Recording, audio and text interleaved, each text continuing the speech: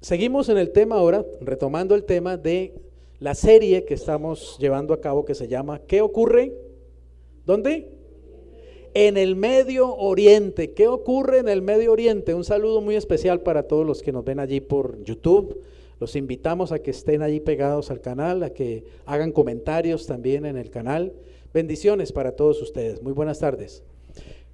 ¿Qué ocurre en el Medio Oriente? Pues en el Medio Oriente realmente ocurre que hay un pueblo y hay una ciudad muy importante, un pueblo que se llama Israel, una ciudad muy importante que se llama Jerusalén. Sinceramente, la ciudad más importante del mundo. No si miramos desde el punto de vista económico o desde el punto de vista de pronto turístico, lo que sea, pero es la ciudad más importante del mundo desde el punto de vista bíblico y desde el punto de vista profético. ¿Por qué? Porque indudablemente Jerusalén es una ciudad que tiene el sello de Dios. Por eso vamos a ver a Jerusalén en la profecía esta tarde. Ese es el tema, Jerusalén en la profecía. En el Salmo 48, versículos 1 y 8, dice así: grande es Jehová y digno de ser alabado en la ciudad de ¿quién? En la ciudad de nuestro Dios. Es la única ciudad de la cual se dice que es la ciudad de nuestro Dios. No se dice eso de Nueva York o de París o de Londres. Es de Jerusalén que se dice que es la ciudad de nuestro Dios, y dicho por el mismo Dios que inspiró la escritura. Dice en su nombre, en su monte santo. Como lo oímos, así lo hemos visto, en la ciudad de Jehová de los ejércitos, en la ciudad de nuestro Dios. Y dice algo muy importante, oiga esto: la afirmará ¿quién? Dios. ¿Para cuánto tiempo? Para siempre. Eso es una palabra profética. Eso no ha sucedido todavía. Ahí está la ciudad de Jerusalén, pero Dios ha prometido que Él va a afirmar esa ciudad y que lo va a hacer para siempre. Esa ciudad es tremendamente importante. Dios ama realmente esa ciudad y Dios lo ha manifestado en su palabra, que Dios ama a esa ciudad de Jerusalén. Ahora, para nosotros los cristianos pues tiene mucha importancia también, ¿cierto? Porque en ella fue donde dio su vida Jesucristo, nuestro Salvador. En esa ciudad fue donde Cristo entregó su cuerpo y su sangre en sacrificio. Así que realmente es muy importante. Recuerdo la primera vez que viajé a Israel, yo no veía la hora de llegar a ese lugar, ahí cerca al Gólgota. Yo quería estar en ese lugar. Yo le decía: Señor, si tan solo en este viaje yo puedo llegar a ese sitio, valió la pena este viaje. Yo quiero estar ahí, en ese lugar cerca, porque uno no puede, pues desgraciadamente no se puede subir al Gólgota, está prohibido, ¿cierto? Pero uno puede verlo allí a unos poquitos metros realmente, el monte de la Calavera, donde fue crucificado Jesús. Y yo le decía: Señor, yo quiero estar allí mirando ese lugar, y allí quiero darte gracias por haber dado tu vida por mí, Señor. Que tú, el Hijo de Dios, hayas venido a este mundo a entregar tu vida, y es emocionante saber que hay un lugar geográfico que tú puedes ver con tus ojos y saber que allí a pocos metros está ese monte donde estuvo allí la cruz. Tú te la puedes imaginar, la cruz, y tú te puedes imaginar al Hijo de Dios allí expirando y diciendo: Padre, en tus manos encomiendo mi espíritu, y saber que eso fue por ti realmente. Yo le decía: Señor, yo quiero estar allí para darte gracias y para volver a dedicarte mi vida, para volver a consagrártela a ti. Y luego quiero bajar unos metros, pocos metros, ahí a la tumba, y entrar a esa tumba que gracias a Dios está vacía, porque Jesús no está ahí, porque Jesús está vivo. Y en esa tumba es maravilloso realmente también estar y orar y decirle: Señor, gracias, gracias, porque aquí estuvo tu cuerpo, pero tú te levantaste de entre los muertos, tú estás vivo, ahora vives en mi corazón, y ahora vives en el corazón de cada persona que te conoce por medio de la fe. Es maravilloso realmente experimentar esa realidad, y eso solo lo puede vivir uno en Jerusalén. En Nueva York uno puede vivir cosas maravillosas, en la ciudad de Orlando uno se puede divertir, que da miedo, en París uno se puede maravillar, en Londres con la arquitectura, etcétera.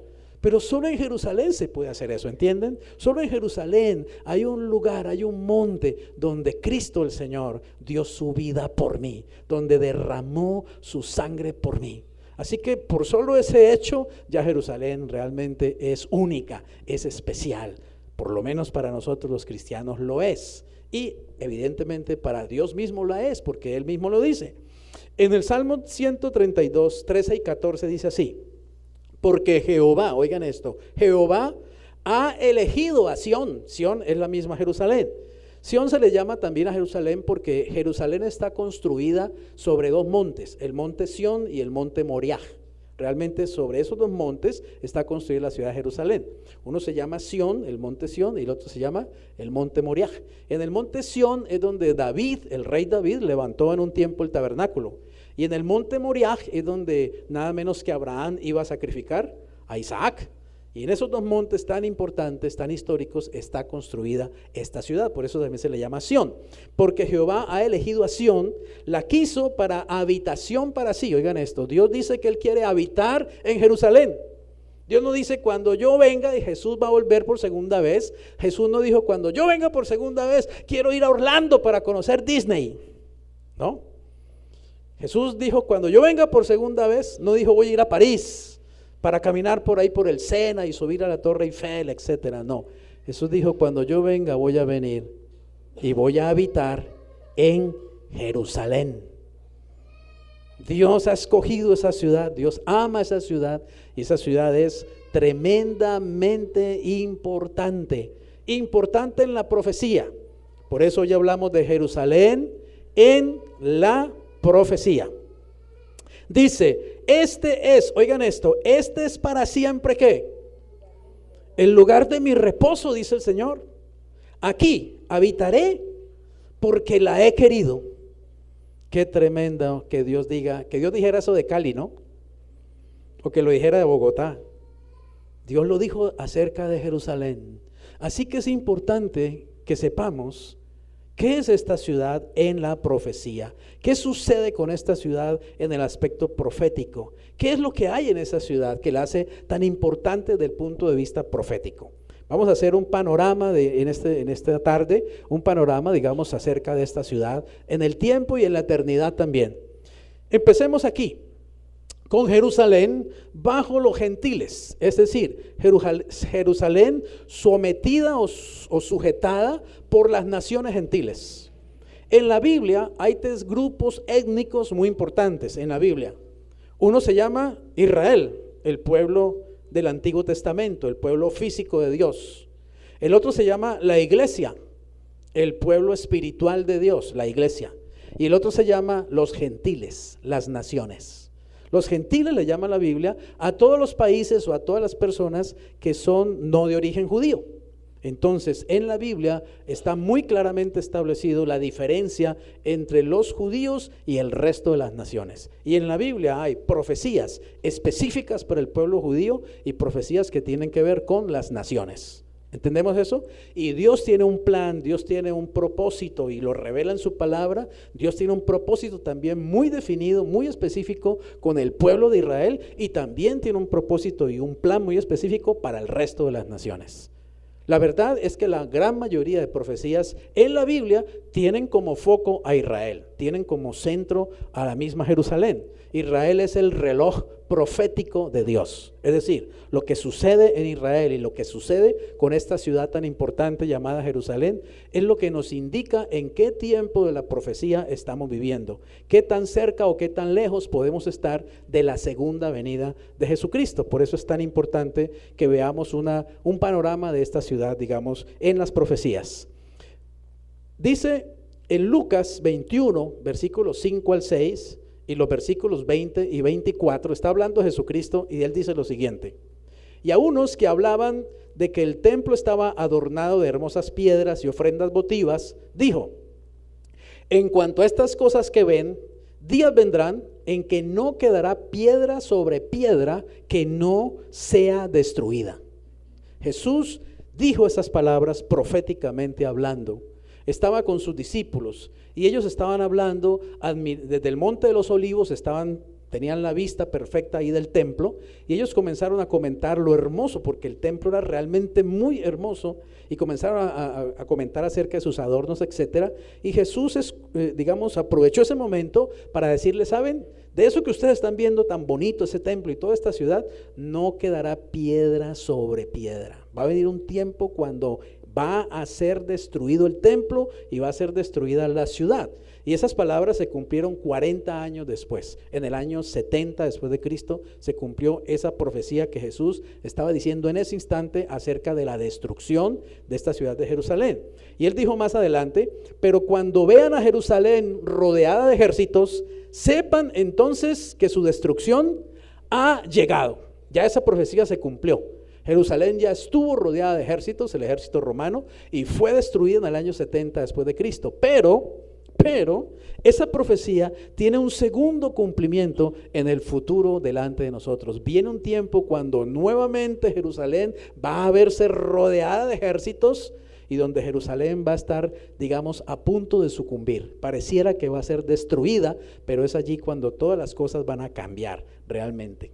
Así que el Señor habló de la primera destrucción, llamémosle así, de esta ciudad de Jerusalén, y dijo más adelante: y caerán a filo de espada y serán llevados cautivos, refiriéndose al pueblo de Israel, a todas las naciones. Y Jerusalén, oigan esta expresión, Jerusalén será hollada, es decir, pisoteada, sujetada, sometida, gobernada por los gentiles, es decir, por naciones extrañas o diferentes a Israel, hasta, o sea, con un tiempo limitado, hasta que los tiempos de los gentiles, ¿qué?, se cumplan.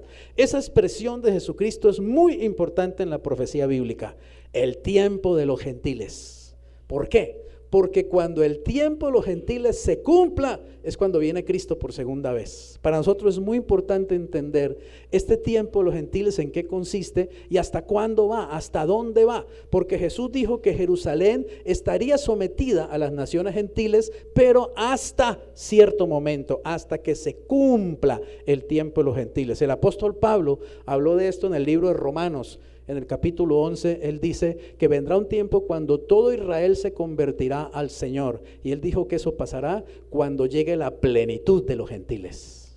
La plenitud de los gentiles y el tiempo de los gentiles es la misma expresión en la palabra de Dios, que se está refiriendo a un tiempo específico, a un evento específico. Y básicamente ese tiempo de los gentiles va a terminar exactamente cuando venga Cristo por segunda vez. Y quiero decirle, el tiempo de los gentiles está pronto para terminar. Cada día se está acercando más el final del tiempo de los gentiles, es decir, el final en que Jerusalén estaría bajo la dominación gentil, como lo dijo Jesús. Ahora, en la historia, digamos, desde Jesús hasta nuestros días, es decir, desde el año 70, en que se cumplió la profecía de que los romanos llegaron y sitiaron Jerusalén, la quemaron, la destruyeron. Desde ese tiempo hasta el tiempo presente ha habido muchas naciones que han estado hollando a Jerusalén, es decir, que estuvieron sometiendo a Jerusalén. Estuvieron obviamente primero los romanos. Luego vinieron los bizantinos. ¿Se acuerda del imperio bizantino que uno le enseñaban en el colegio? El imperio bizantino. Bueno, los bizantinos estuvieron también sometiendo o estuvieron, digamos, teniendo autoridad sobre la tierra de Israel en ese tiempo. Pero después de los bizantinos vinieron los árabes. Y después de los árabes vinieron los cruzados. ¿Se acuerdan los cruzados? Los europeos que se venían haciendo las diferentes cruzadas lideradas por los papas para liberar los lugares santos de mano de los sarracenos, de mano de los árabes. Y entonces hubo guerras en el oriente para quitarle, digamos, a los árabes los lugares santos, los lugares que ellos tenían bajo sujeción, y era la tierra santa. Es decir, la tierra de Israel fue pasando de mano en mano, de administración en administración, y eso es lo que Cristo dijo: será hollada hasta que se cumplan los tiempos de los gentiles. Después de los cruzados vinieron los mamelucos, después de los mamelucos los turcos, y finalmente después de los turcos vinieron los británicos, los ingleses, que también tuvieron administración sobre la tierra de Israel, pero los británicos terminaron su mandato sobre Israel en tiempos recientes y ellos dejaron esas tierras en manos de los jordanos.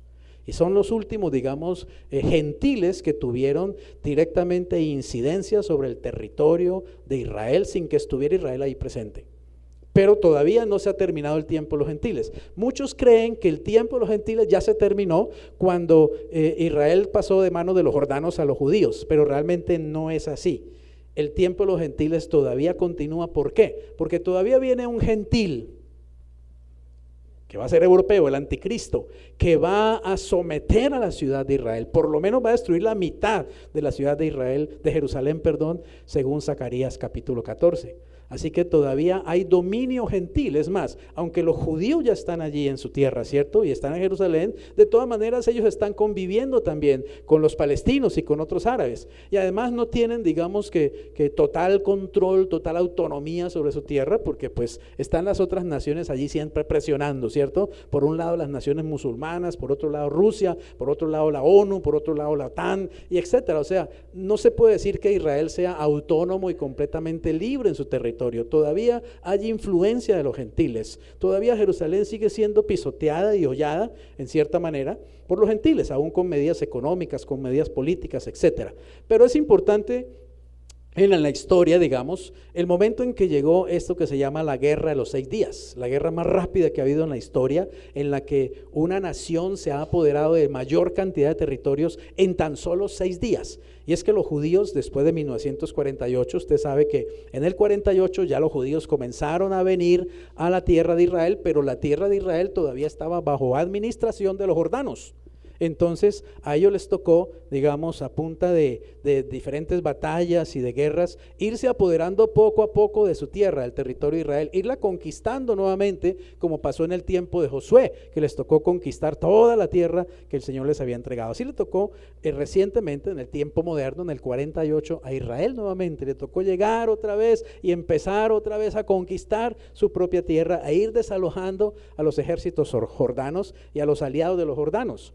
Y esta guerra de los 6 días fue muy importante porque fue la guerra en la que se liberó completamente a la ciudad de Jerusalén. Por fin los judíos volvieron a tener posesión de la ciudad de Jerusalén, tan importante para ellos y tan importante en la profecía bíblica.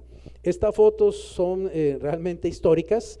No sé si ustedes recuerdan a un militar israelí que tenía un parche en el ojo, ¿se acuerdan? El famoso general Moshe Dayan. Él se hizo muy famoso en ese tiempo porque era un general que lideró mucho en esta guerra y ellos llegaron, aquí hay una foto precisamente, la de la izquierda arriba, ahí tal vez usted lo alcance a ver, al señor Moshe Dayan.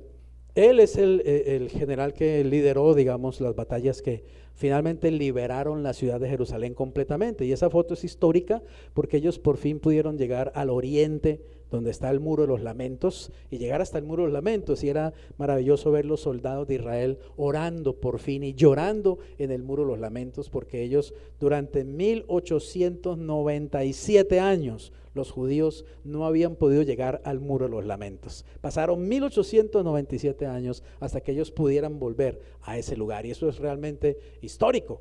Y esta foto también se hizo histórica, la de la derecha, donde están esos 3 soldados. Inclusive no hace mucho estuvieron los mismos 3 soldados, ya canosos, ya adultos, ya pues barrigones y todo, estuvieron ahí mismo tomándose esa misma foto, ¿sí? Que se tomaron cuando ellos eran soldados jóvenes y llegaban a ese día histórico tan emocionante en el que Jerusalén volvió a estar por fin en manos de sus dueños, en manos de los judíos. Eso es entonces, digamos, lo que podríamos decir a gran esbozo de lo que es Jerusalén bajo el dominio gentil. Pero podemos hablar también, digamos, de Jerusalén en los tiempos del fin, es decir, en estos tiempos. ¿Qué está pasando? ¿Qué va a pasar con Jerusalén según la profecía bíblica en estos tiempos que estamos viviendo? Porque ya estamos viviendo en los últimos tiempos, en los tiempos del fin, es decir, en los tiempos cercanos a la segunda venida de Jesucristo. Así que la palabra de Dios habla en Amós 9, 14 al 15. Hay una profecía, y hay muchas más profecías en la Biblia, que dicen que los judíos, después de haber sido expatriados, después de haber sido echados, digamos, de su tierra en el año 70 y haber sido expatriados por todas las naciones del mundo, ellos volverían a su tierra, que Dios mismo los volvería a reunir, que Jerusalén sería nuevamente reunificada. Y eso dice Amós capítulo 9, versículos 14 y 15, dice: y traeré del cautiverio, oigan esto, del cautiverio a mi pueblo Israel, y edificarán ellos las ciudades asoladas, y las habitarán, plantarán viñas, y beberán el vino de ellas, y harán huertos, y comerán el fruto de ellos, pues los plantaré sobre su tierra, y nunca más serán arrancados de su tierra que yo les di, ha dicho Jehová Dios tuyo. Y sabemos que los enemigos de Israel quieren arrancar de allí a Israel, Y han intentado muchas veces hacerlo y no lo han podido hacer y no lo van a poder hacer, porque hay una palabra de Dios que dice: yo los planté nuevamente allí y no voy a permitir que nadie los vuelva a arrancar jamás de ahí. Así que el que pelea contra los judíos o pelea contra Jerusalén, pensando de alguna manera que va a poder sacar a los judíos de su tierra, está realmente peleando contra el Dios que ha dado estas promesas y el Dios que protege a esa tierra y a esa nación y a esa ciudad. Quiero decirles algo, miren, respecto de Israel, hay tres cosas muy importantes en la palabra de Dios. La primera se llama la elección de Israel, la elección. El hecho de que Israel fue elegido de parte de Dios como su pueblo, Dios lo escogió como su pueblo. La elección de Israel es muy importante en la palabra de Dios. El segundo aspecto es la dispersión de Israel, o se llama también la diáspora. Es decir, es el hecho de que los judíos en un momento de la historia serían esparcidos entre todas las naciones de la tierra. Dios había advertido eso, ya desde Moisés Dios lo había dicho. Dios le había dicho a los judíos: ustedes deben obedecer mi palabra, ustedes deben obedecer mis leyes. Si ustedes obedecen mi palabra en la tierra que yo les doy, ustedes van a vivir en paz, ustedes van a vivir en prosperidad. Yo haré inclusive que sus enemigos estén en paz con ustedes. Pero si ustedes me desobedecen y comienzan a adorar ídolos y comienzan a cambiarme a mí por los ídolos de otras naciones, yo los voy a castigar. Voy a permitir que vengan esas mismas naciones y los sometan y los esclavicen. Y aún más, voy a llegar al punto, si ustedes aún así no se arrepienten, voy a llegar al punto en que los voy a esparcir por todas las naciones de la tierra. Y ese día llegó en el año 70 después de Cristo. Se cumplió el segundo aspecto del plan de Dios con Israel, que era la dispersión, la diáspora. Primero la elección, luego la dispersión. Pero hay un tercer aspecto en la historia de Israel que es muy importante bíblicamente hablando, y es la restauración de Israel o la reunificación, porque Dios había profetizado: yo los voy a esparcir por toda la tierra y van a andar muchos años sin patria y van a estar muchos años como el judío errante. Pero dijo Dios: sin embargo yo tendré misericordia y yo los voy a volver a recoger de entre las naciones. Amén. Y según la palabra de Dios, cuando Dios volviera a recoger a Israel de entre las naciones y lo volviera a traer a su tierra, sería una señal muy importante que nos está indicando que la segunda venida de Jesucristo está cada día más cerca. Y ya se cumplió ese tercer aspecto también. Ya Dios volvió a traer a los judíos desde todas las naciones y los volvió a traer a Israel. Año 1948 se cumplió esa profecía. Pero la restauración de Israel o la reunificación de Israel tiene dos partes importantes. La primera se llama la restauración física y la segunda se llama la restauración espiritual. De eso habla el profeta Ezequiel en el capítulo 37.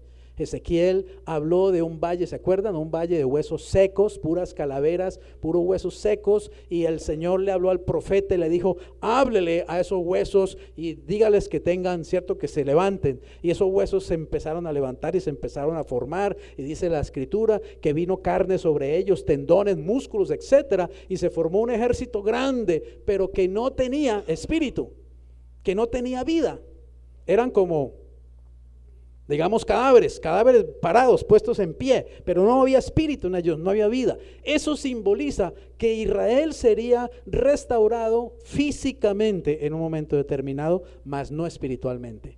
Pero luego el Señor le dijo al profeta: háblale al espíritu y dile que sople los cuatro vientos y que sople sobre esa multitud. Y vino el espíritu y entró en ellos, y dice que vinieron a ser un ejército viviente. Eso habla de la restauración espiritual de Israel. Pero entre la restauración física y la restauración espiritual hay un tiempo, ¿está claro? Hay un tiempo. Hoy estamos viendo al Israel físico. Hay una nación que se llama Israel, está establecida en su tierra, tiene vida política, tiene vida económica, tiene vida religiosa, pero no tiene vida espiritual realmente. Es decir, no se ha convertido a Cristo. Hasta que no reciban a Cristo, no recibirán el Espíritu Santo, el Espíritu de Dios. Por lo tanto, hoy vemos un ejército de hombres que se mueven realmente, pero sin el Espíritu de Dios habitando en ellos. Es un Israel que ha regresado en incredulidad e inclusive vive en incredulidad y vive en desobediencia en la tierra que Dios le dio. Pero las profecías nos dicen que pronto vendrá la restauración espiritual de Israel. Pero que para que eso ocurra, Israel tendrá que pasar por el periodo más difícil de su historia. La angustia de Jacob, la gran tribulación, el tiempo más difícil para la nación judía, para que entonces ellos, en medio de ese sufrimiento, en medio, digamos, de esa tribulación, ellos abran sus ojos y se vuelvan al Señor y conozcan a su Salvador y a su Mesías, Jesucristo el Señor. Amén. Así que falta tiempo todavía para que haya una restauración espiritual para el pueblo de Israel, pero estamos a portas de eso. Es decir, nos falta solo ya que se cumpla la segunda parte de la restauración. Ya se cumplió la tercera parte del programa. Ya hubo la elección, ya hubo la dispersión y ya hubo la restauración. Estamos en la restauración física. Estamos a punto de ver la restauración espiritual. Y entonces viene Cristo por segunda vez. Israel, Jerusalén, es una señal profética indudablemente importante. En Zacarías 12, 2 y 3, dice que Jerusalén, una vez que volviera a ser reunificada, en el tiempo volvería a ser también sitiada, así como fue sitiada en el año 70 después de Cristo. Y dice así: he aquí, yo pongo a Jerusalén por copa, que hará temblar a todos los pueblos de alrededor contra Judá. ¿En el qué? En el sitio contra Jerusalén. Ya hubo un sitio. Bueno, la verdad, Jerusalén ha sido sitiada muchas veces. Por allá en el año 605 antes de Cristo la sitió también el rey Nabucodonosor de Babilonia. Y en el año 70 la sitiaron los romanos y la destruyeron. Pero todavía le falta el sitio más difícil, el más digamos peligroso, porque ya no serán los romanos con espadas y con lanzas sitiándolas, sino que serán ejércitos poderosos del mundo entero, con armas químicas, con cañones, con misiles, con bombas nucleares, las que van a sitiar a Israel en los últimos tiempos. Quiero decirte que para cuando se acerquen esos tiempos del final y se acerque, digamos, el sitio de Jerusalén, van a haber 4 polos de poder que ya existen hoy día, y que la Biblia los muestra claramente. 4 polos de poder. Un polo es el norte, que es Rusia y sus aliados. El otro polo es el sur, que es Egipto y sus aliados. El otro polo es Oriente, que es la China comunista y sus aliados. Y el otro polo es Occidente, que es Europa y sus aliados. Esos 4 centros de poder, Rusia y sus confederados, Egipto y sus confederados, la China y sus confederados, y Europa y sus confederados, a través de la OTAN y todo esto, van a chocar en los últimos tiempos. Esos 4 centros de poder, esos 4 trenes, digámoslo así, van a chocar. ¿Me hago entender?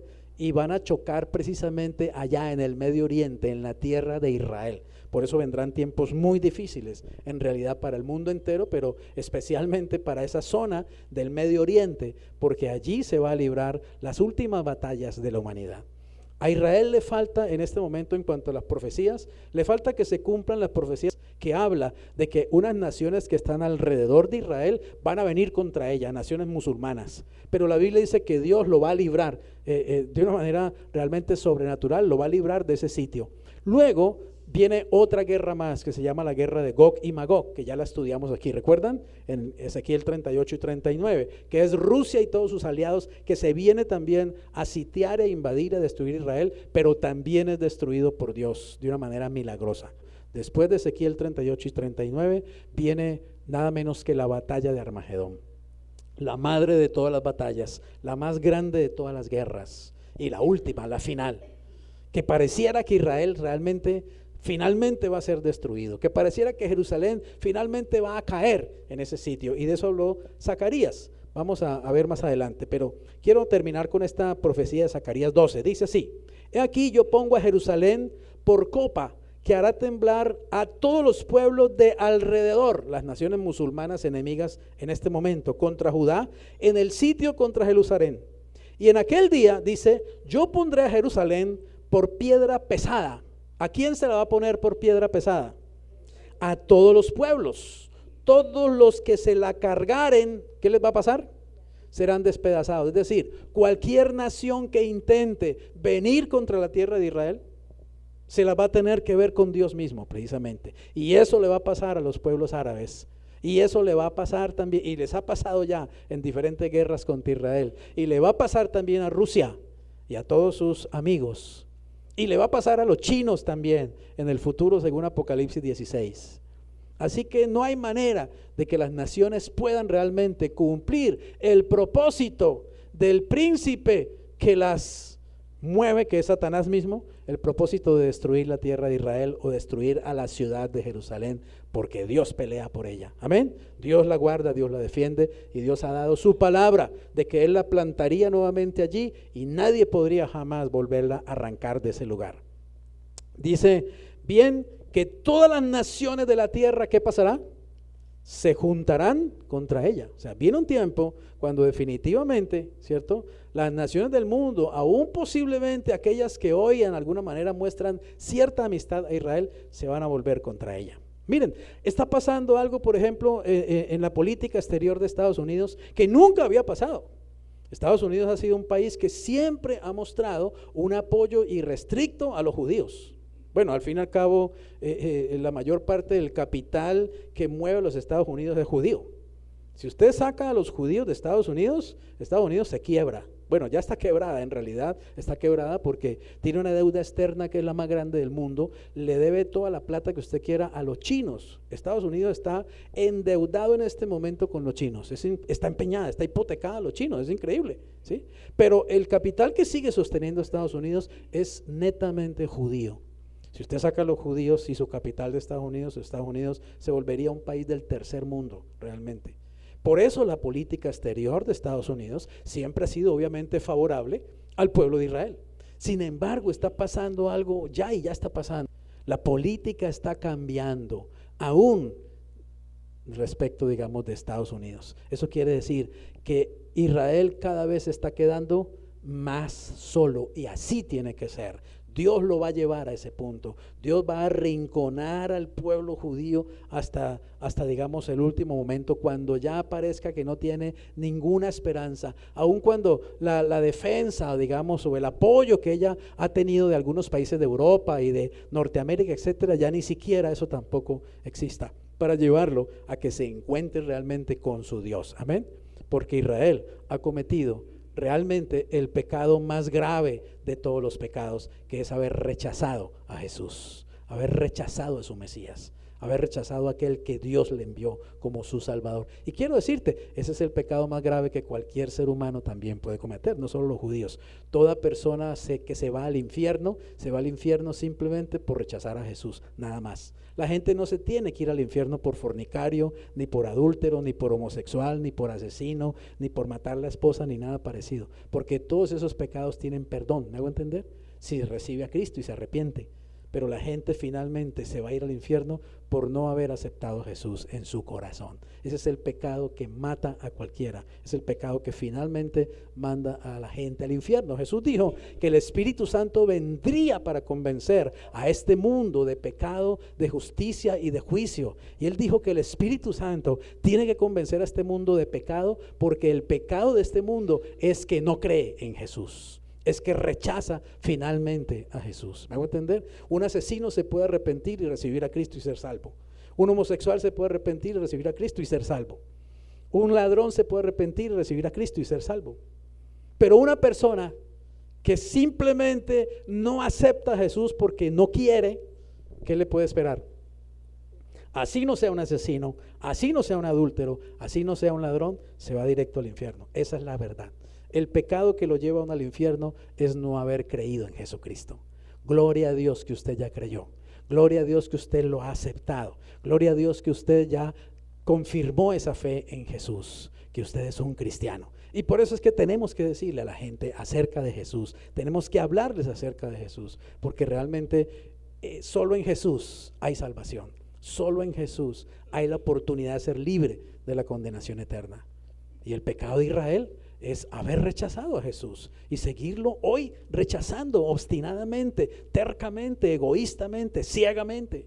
Así que Dios los va a poner contra las cuerdas en los últimos tiempos, no para destruirlos, sino para que ellos lleguen al arrepentimiento y se conviertan a Cristo. Y entonces dice que habrá entrado la plenitud de los gentiles cuando Israel se convierta al Señor. Ahora bien, vayamos más adelante a la venida del Señor. Mire, Zacarías 14, 1 al 5 describe con lujo de detalles la venida del Señor por segunda vez. Así dicen estos primeros versículos de Zacarías 14. Es una de las profecías más completas que hay en la Escritura acerca de ese momento exacto en que Jesús viene por segunda vez, para que usted lo lea todo en su casa, todo el 14. Dice así: he aquí el día de ¿quién? El día de Jehová viene. El día de Jehová es no un día de 24 horas, sino es un periodo de tiempo en el que suceden muchas cosas, entre ellas la venida de Jesús. Dice, y en medio de ti serán repartidos tus despojos. Oigan esto, porque yo reuniré, dice el Señor, a todas las naciones. ¿Para qué? Para combatir contra Jerusalén. ¿Cómo así? ¿Cómo así que el mismo Dios de Israel, cómo así que el mismo Dios que guarda Israel es el que va a reunir las naciones para que vengan contra Israel? Pues claro, como le digo, es porque Dios quiere poner a los judíos realmente en, ¿cómo se llama? En el límite.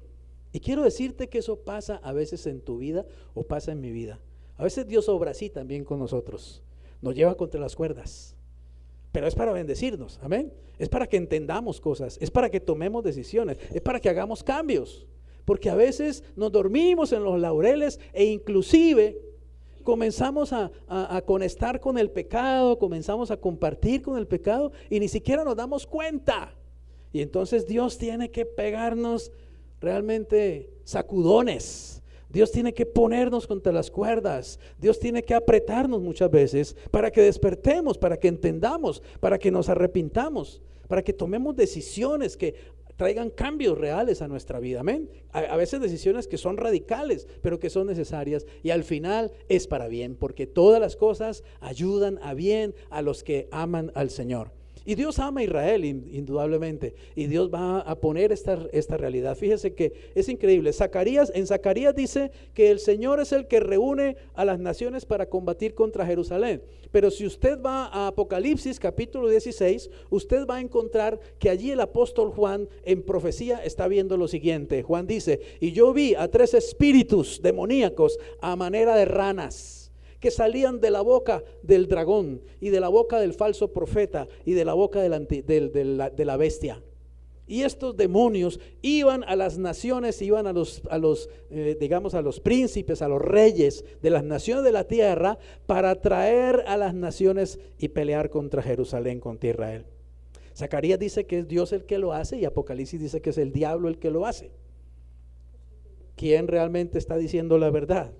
Ambos están diciendo la verdad. Lo que pasa es que Dios permite que el diablo haga sus jugadas. ¿Está claro? Que el diablo mueva sus fichas, pero Dios está muy pendiente de lo que el diablo está haciendo y permite que él mueva sus fichas, y al final Dios utiliza muchas veces inclusive los movimientos del diablo para al final Dios cumplir sus propósitos, como le parece, porque Dios está por encima de Satanás, amén. Así que Dios también muchas veces va a permitir inclusive que el enemigo lo toque a usted, que el enemigo lo ataque, que el enemigo lo zarandee, y es para que usted también se despierte. ¿Está claro? ¿Se acuerda de Pedro? Cuando Jesús le dijo que lo iba a negar, y Jesús le dijo a Pedro, Pedro, Satanás te ha pedido para zarandearte.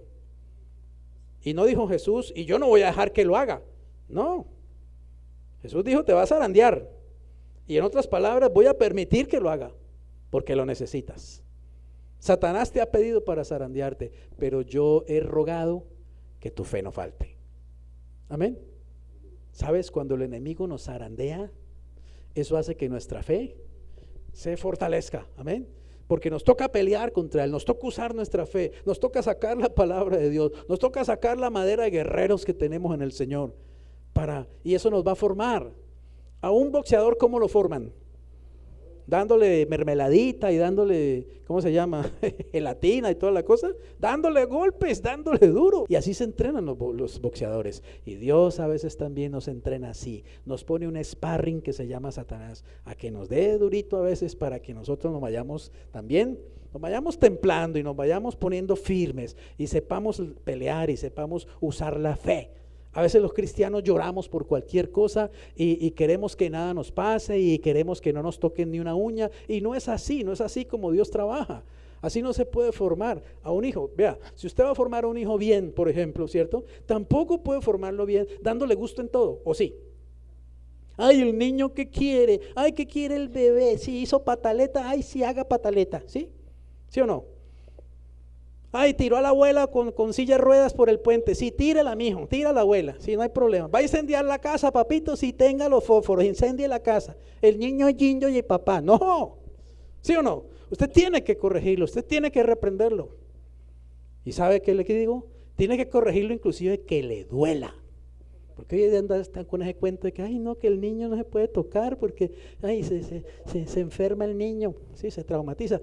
Que le duela, le tiene que doler, para que se dé cuenta que lo que está haciendo es incorrecto. Ustedes que van próximamente a entrar en el tiempo de Dios en matrimonio, a tener niños, disciplínenlos desde chiquiticos, no les dé miedo, ¿sí? Disciplínenlos, y le aseguro que van a tener un hijo a los 12, a los 15, a los 18, a los 20, que les va a producir gozo, alegría y les va a producir honor, ¿cierto? ¿Sabe qué dice la Biblia?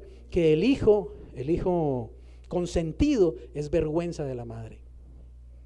El hijo que no se corrigió, luego se vuelve un delincuente.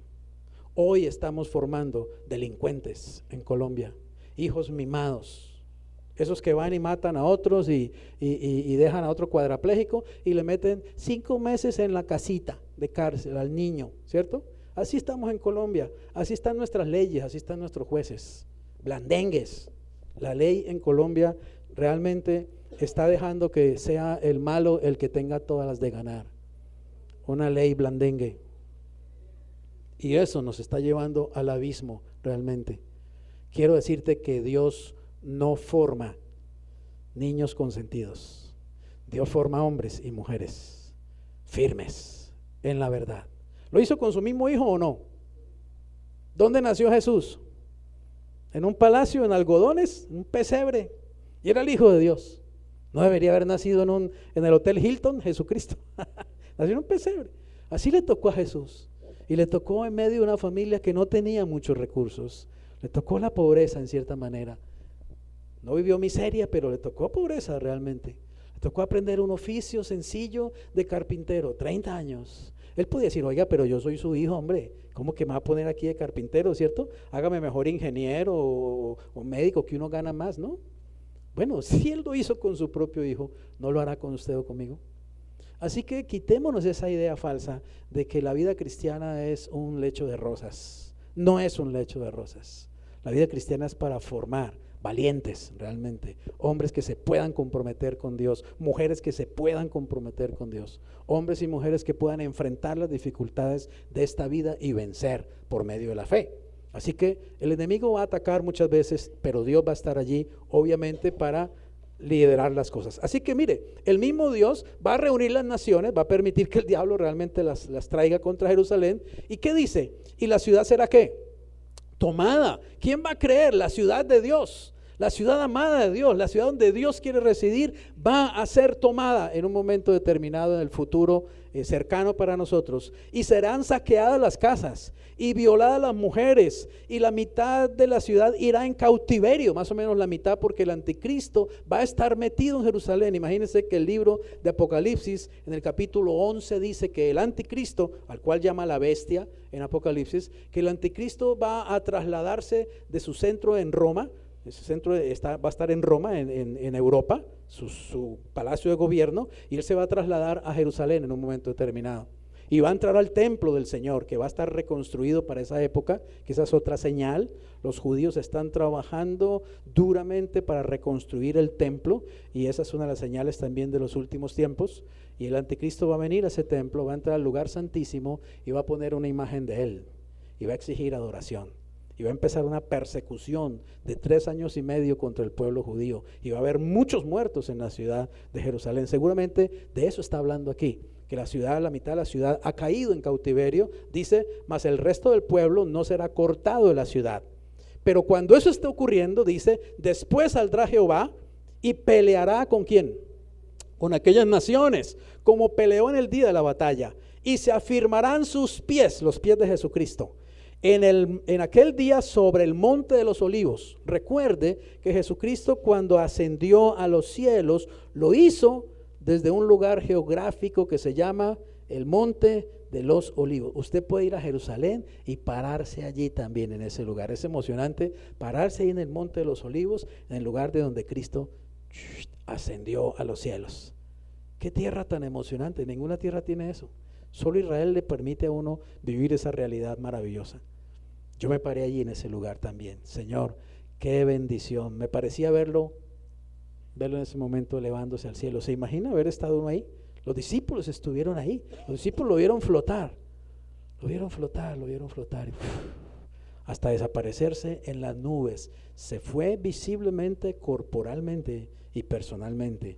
Pero ese mismo día los ángeles le advirtieron a los discípulos mientras estaban mirando el cielo. Los ángeles dijeron, ese mismo Jesús que han visto irse del cielo, está en Hechos capítulo 1, versículo 11 por ahí, le dijeron, él va a regresar. Así mismo lo van a ver venir. Quiero que sepas, viene un día cuando el mundo entero, ya no 12 o 120 personas que vieron ese espectáculo, lo va a ver el mundo entero regresando a Jesús por segunda vez, visiblemente, personalmente y corporalmente. Amén.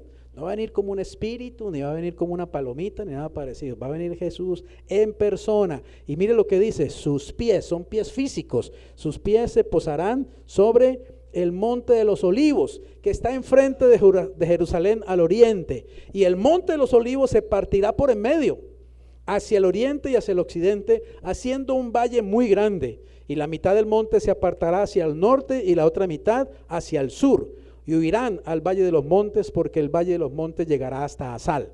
Huirán de la manera que huyeron por causa del terremoto en los días de Usías, rey de Judá. Cuando Jesús vuelva por segunda vez, va a haber un gran terremoto, posiblemente el terremoto más grande de toda la historia.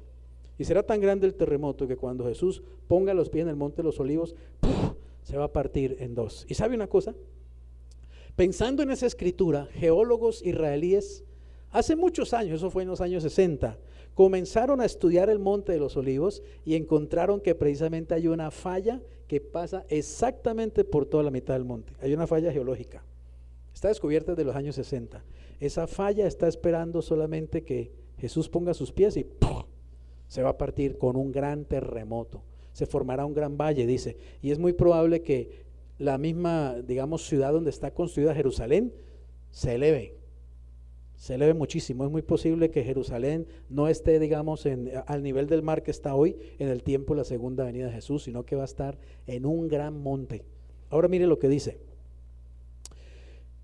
Y vendrá ¿quién? Jehová mi Dios, y con él ¿quién? Ve, todos los santos. Qué emocionante. ¿Sabe qué quiere decir eso? Que todos los cristianos venimos con Jesús cuando Él vuelva por segunda vez. Porque según la Biblia, ¿quiénes son los santos? Los cristianos. Todo el que cree en Cristo es santo. ¿Sabía eso? ¿Usted sabía que usted es santo? ¿Sí? ¿O no se lo habían contado todavía? Si leyó la Biblia y si cree en la Biblia hace años que está diciendo que toda persona que acepta a Jesús, que cree en Jesús, es santo. Así que el Señor va a venir con toda su iglesia por segunda vez. No va a venir solo, va a venir con miríadas de millones de ángeles y millones de redimidos de todas las naciones y de todos los tiempos. La iglesia de Jesús vendremos juntamente con Él en la segunda venida y lo veremos posarse en el monte de los olivos. Continúo. Este momento es donde ocurre precisamente ¿qué? La batalla de Armagedón. Jesús va a venir en pleno Armagedón, en plena batalla en que los ejércitos tienen rodeado a Jerusalén y pareciera que lo van a destruir. Y mire lo que pasa. Y esta será la plaga con que herirá Jehová a todos los pueblos que pelearon contra Jerusalén. La carne de ellos se corromperá estando ellos sobre sus pies, y se consumirán en las cuencas sus ojos, y la lengua se les deshará en su boca, Y acontecerá en aquel día que habrá un gran pánico enviado por Jehová, y trabará cada uno de la mano de su compañero, y levantará su mano contra la mano de su compañero. Y Judá también peleará en Jerusalén, y serán reunidas las riquezas de todas las naciones de alrededor, oro y plata y ropas de vestir en gran abundancia. Así también será la plaga de los caballos, de los mulos y de todas las bestias que estuvieren en aquellos campamentos. Dios va a pelear directamente en ese día. ¿Sabe qué dice Apocalipsis 19? Que Jesús viene en un caballo blanco y que viene con espada y con vara de hierro para regir las naciones, y que Él va a pelear contra los ejércitos del mundo con la espada que sale de su boca, que es su palabra. Eso será algo, ¿se imagina usted una guerra entre ejércitos humanos y Jesucristo y sus ejércitos? Eso no va a pasar sino una vez en la historia, y va a pasar muy pronto. ¿Y sabe qué quiero decirle? Usted y yo vamos a estar ahí en medio del acontecimiento. No lo vamos a ver por televisión. ¿Estamos claros en eso? No nos lo va a contar ningún predicador o profeta o pastor. Nosotros vamos a estar directamente ahí participando en esa batalla, porque vamos a venir juntamente con el Señor, teniendo ya cuerpos glorificados. ¿Cómo le parece eso? Es un futuro increíble el del cristiano. Cuando yo empiezo a pensar en estas cosas, realmente me emociona el futuro que yo tengo. Es increíble, eso es mejor que una película de Spielberg. Los efectos especiales van a ser impresionantes. ¿Se imagina al Señor peleando directamente contra los ejércitos en la tierra? Los ejércitos disparando contra el Señor sus armas, y una batalla en medio de la ciudad de Israel, de Jerusalén, y usted y yo participando en ella juntamente con el Señor. ¿Sabe para qué? Para tomar finalmente los destinos de esta tierra. Vamos a pelear contra Satanás y sus ángeles también, contra sus tropas angélicas. ¿Qué le parece eso? Por eso es que dice que desde ahora ya tenemos una armadura, amén. Efesios 6, que aprendamos a usar esa armadura. Es una armadura espiritual que podemos usar contra el enemigo, pero en ese tiempo será en vivo y en directo. Satanás estará frente a nuestros ojos, y sus demonios también, y los veremos y enfilaremos contra ellos en batalla, porque es una batalla, es la batalla entre el bien y el mal, es la batalla final de los tiempos, la batalla entre Dios y Satanás, y los ángeles del Señor y los ángeles del diablo, y la hueste del Señor y la hueste del enemigo. Y usted y yo vamos a estar ahí. Si usted cree la Biblia, así es. Déjeme decirle, la Biblia es más emocionante leerla que cualquier novela, que cualquier historia de aventuras o ver cualquier película de Hollywood. La Biblia es mucho más emocionante cuando uno se mete en ella y comienza a descubrir todo lo que hay en ella, sobre todo la profecía, sobre todo lo que dice acerca de los tiempos que vienen. Vienen cosas que son impresionantes, cosas increíbles. Y dice, el final de esto, digamos, será que el Señor va a ser, obviamente, el rey sobre toda la tierra, porque a eso viene Él, a reinar. Él es rey de reyes y Señor de señores. Dice, y Jehová, obviamente a través de Jesucristo, será rey sobre toda la tierra. En aquel día Jehová será uno, y uno será su nombre. Así dice Zacarías 14:9. Vamos al tercer punto y vamos ya acercándonos al final, que es Jerusalén durante el milenio. Hemos hablado de Jerusalén bajo los gentiles, Jerusalén en los tiempos finales, pero viene un tiempo futuro que se llama el milenio, es decir, el reino de Cristo durante 1000 años en esta tierra. Cuando Cristo venga por segunda vez, va a establecer su reino en esta misma tierra, en esta tierra física. Va a establecer su ley y su reino, y va a durar 1000 años. La cuota inicial son 1000 años.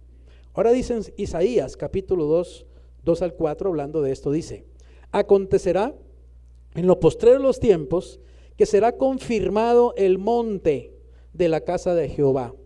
En la Biblia, cuando la profecía habla de monte, a veces lo hace figuradamente, refiriéndose a poderes. Las naciones son vistas como montes, Israel es también visto como un monte, quiere decir básicamente como una autoridad, digamos, política, con poder. Este monte que es Israel, que es el monte Jerusalén, básicamente la ciudad de Jerusalén, dice, será confirmado el monte de la casa de Jehová como cabeza de los montes, quiere decir que Jerusalén va a estar como cabeza de todas las demás ciudades del mundo, de todas las demás naciones de la tierra. Y oiga esto, y será exaltado sobre los collados, y correrán a él ¿quiénes? Todas las naciones, y vendrán muchos pueblos y dirán, vengan y subamos, ¿a dónde? Al monte de Jehová, a la casa del Dios de Jacob. ¿Y dónde queda eso? ¿Dónde queda? No puede quedar sino en Jerusalén. Y dirá, y nos enseñará sus caminos, y caminaremos por sus sendas, porque de Sión, o sea de Jerusalén, ¿qué saldrá? Saldrá la ley, y de Jerusalén, ¿qué saldrá? La palabra de Jehová. ¿Se imagina que viene un tiempo cuando vamos a ver a Jesucristo en persona reinando desde la ciudad de Jerusalén todas las naciones del mundo?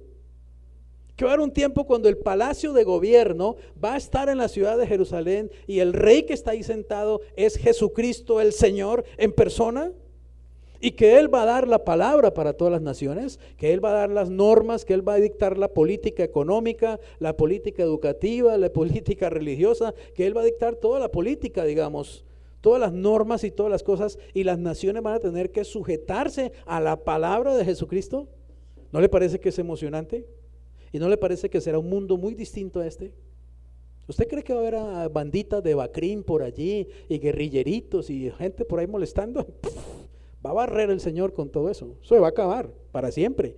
Eso en el reino de Jesucristo no va. Va a acabar con toda la maldad, dice el Señor. Dice que quemará como estopa a todo el que hace mal. El Señor raerá de la tierra a todo el que hace daño, a todo el que hace mal. Serán tiempos muy diferentes, de paz, de prosperidad, de bendición, de justicia, increíbles. Créame que es algo que no hemos vivido todavía, que ni siquiera alcanzamos completamente a imaginar, pero viene porque el Señor lo ha prometido en su palabra y Él lo va a hacer. Amén. Y usted y yo vamos a estar ahí para disfrutar de esa realidad. Dice, y juzgará entre las naciones y reprenderá a muchos pueblos. Y esto, mire qué hermoso, volverán sus espadas, o sea, sus armas, en rejas de arado, o sea, en maquinaria agrícola, y sus lanzas en hoces. No alzará espada nación contra nación, ni se adiestrará más para la guerra. Por fin dejará de haber guerra en el planeta Tierra. Nunca más habrá una guerra, ni guerra de guerrillas, ni ningún tipo de guerra, porque estará reinando Jesucristo en persona en este mundo. Él habrá tomado los destinos de todas las naciones. Así que viene gloria sobre Jerusalén. De esto habló el profeta Isaías, de lo gloriosa que va a ser Jerusalén en ese tiempo, en el tiempo del milenio. Leo rápidamente, dice, en aquel tiempo el renuevo de Jehová será para hermosura y gloria, y el fruto de la tierra para grandeza y honra a los sobrevivientes de Israel. Y acontecerá que el que quede en Sión y el que sea dejado en Jerusalén será llamado como santo. Todos los que en Jerusalén estén registrados entre los vivientes, cuando el Señor lave las inmundicias de las hijas de Sión y limpie la sangre de Jerusalén de en medio de ella, con espíritu de juicio y con espíritu de devastación. Y creará Jehová sobre toda la morada del monte de Sión y sobre los lugares de sus convocaciones, nube y oscuridad de día, y de noche resplandor de fuego que eche llamas. Sobre la ciudad de Jerusalén habrá durante el día una nube, que es la presencia de Dios. ¿Se acuerda que Dios usó esa nube en el monte Sinaí, cuando le dio la ley? La forma como Dios se mostró al pueblo de Israel fue a través de una gran nube, y de esa nube salía la voz de Dios, y salían rayos y truenos y resplandor. Y cuando ellos andaban por el desierto, de día los guiaba una nube, y de noche esa nube se convertía en una columna de fuego permanente. Eso va a volver a pasar. La ciudad de Jerusalén va a mantener durante 1000 años, habrá permanentemente en el día una gran nube que la cubre toda, y en la noche una gran columna de fuego. Eso se llama la gloria Shekinah de Dios. Es la misma gloria de la misma luz que aparecía en el atrio, en el lugar santísimo, sobre el propiciatorio. La presencia de Dios va a estar ahí. Cuando la gente mire por televisión o vaya a la ciudad de Jerusalén, va a ver siempre ese resplandor ahí. Y la gente va a saber que esa es la presencia de Dios. Dios está ahí realmente. Dios habrá venido a habitar, ¿se imagina? A habitar en medio de su pueblo, como Él siempre lo ha dicho. Y ya no va a ser una promesa, es una realidad. Porque sobre toda gloria habrá un dosel, o sea, una cobertura. Y habrá un abrigo para sombra contra el calor del día, para refugio y escondedero contra el turbión y contra el aguacero. Voy rápidamente. Punto cuarto y último, la Jerusalén eterna. Jerusalén va desde la historia y pasa más allá de la historia hacia la eternidad. Y esto es algo maravilloso que está en Apocalipsis 21 del 9 al 11. Dice así: vino entonces a mí uno de los 7 ángeles que tenían las 7 copas llenas de las 7 plagas postreras, y habló conmigo diciendo: ven acá, yo te mostraré la desposada. ¿La esposa de quién? Del Cordero. Y me llevó en el espíritu a un monte grande y alto, y me mostró la gran ciudad santa. ¿De qué? De Jerusalén, la nueva Jerusalén, la Jerusalén celestial, que descendía ¿de dónde? Del cielo de Dios, teniendo la gloria de Dios. ¿Te imaginas? Esto va a pasar al final de los 1000 años. Al final del milenio. ¿Te imaginas lo emocionante cuando veamos que del cielo empieza a descender una luz brillantísima que inunda todo el cielo y toda la tierra? Y es una ciudad que Dios tiene construida. ¿Sabían eso? Dios es arquitecto también. Tiene una ciudad construida en el cielo y la ha preparado para todos nosotros. Jesús dijo: en la casa de mi Padre hay muchas moradas, y voy pues a preparar lugar para vosotros. Y cuando ya lo haya preparado, vendré otra vez y os tomaré a mí mismo, para que donde vosotros estáis, donde yo estoy, vosotros también estáis. En esa ciudad vamos a vivir después de los 1000 años de reinado terrenal. Es una ciudad maravillosa, ciudad celestial.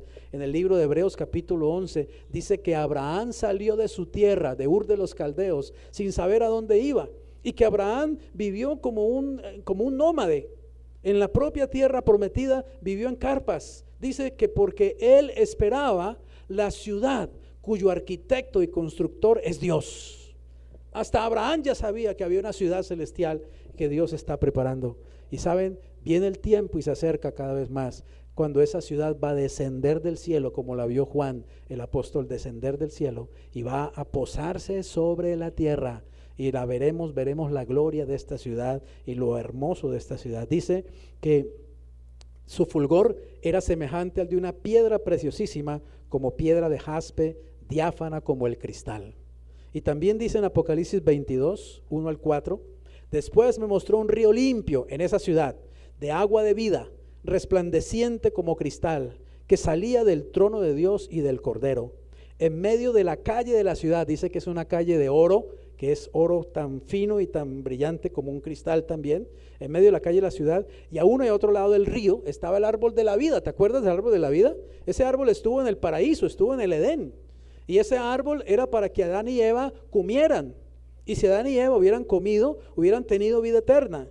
Pero como ellos escogieron el otro árbol, Dios tuvo que poner 2 querubines para que guardaran ese árbol y ellos no se pudieran acercar a comer. Y ese árbol entonces está en la presencia de Dios, pero cuando la ciudad venga, va a venir dentro de ella el árbol de la vida. Y dice que es para sanidad de las naciones. Ahora dice que no habrá más maldición. Qué maravilloso. Y el trono de Dios y del Cordero estará en ella, imagínate. Y sus siervos le servirán y verán su rostro, y su nombre estará en sus frentes. No habrá allí más noche, y no tienen necesidad de luz de lámpara ni de luz del sol, porque Dios el Señor los iluminará. Y oiga esto: y reinarán, ¿por cuánto tiempo? Por los siglos de los siglos. No olvides que al recibir a Cristo ya recibiste vida eterna. Ya recibiste la capacidad y la oportunidad de vivir eternamente. Así que tú vas a estar en esa ciudad, tú vas a andar por esa calle, tú vas a ver ese río limpio y resplandeciente, tú vas a ver allí el trono de Dios y de Jesucristo, tú vas a recibir esa luz. Mire, en esa ciudad no hay que pagar servicios, la luz es gratis, la da el Señor. Ni siquiera la luz del sol es necesaria, será la luz del Señor la que ilumine esa ciudad. ¿Le parece un futuro más hermoso que ese? Jamás se imaginó algo tan extraordinario como eso. Y eso es lo que dice la Biblia. O es un libro para locos, o es realmente la esperanza más maravillosa que uno puede tener, la bendita palabra de Dios. Por eso la amo. Pero yo le invito a que usted la lea, que usted la estudie, que usted investigue, que usted se meta en serio en ese libro y aprenda cada vez más. ¿Sabe cuál es el resultado de eso? Su fe se va a volver como un roble realmente, porque la fe viene por el oír la palabra de Dios, Es la palabra de Dios la que alimenta, la que nutre y la que robustece la fe. La fe no viene del aire, ni viene de tomar concentrados, ni hacer ejercicios. Es conociendo la palabra de Dios que tu fe se fortalece. Resumen, hemos visto entonces a Jerusalén en el tiempo y la eternidad según la profecía, ¿cierto?